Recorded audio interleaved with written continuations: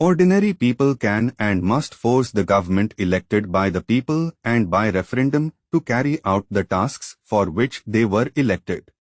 Ordinary people possess enormous power.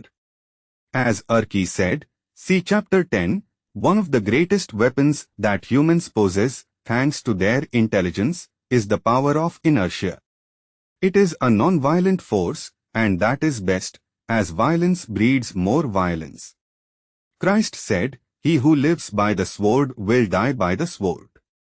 In Beijing, China, a man on his own and unarmed was able to stop a tank with his presence alone.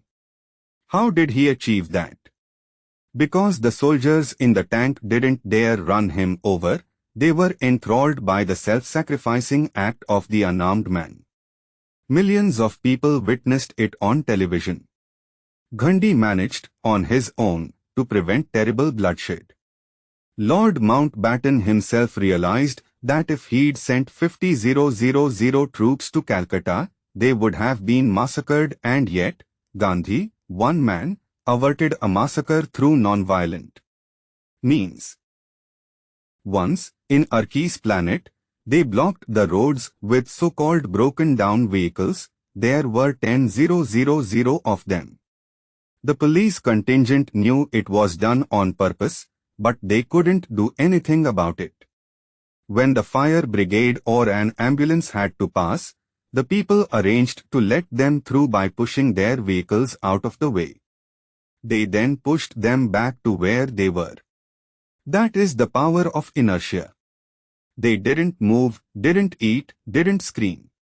They were silent, confronting the forces of law and order.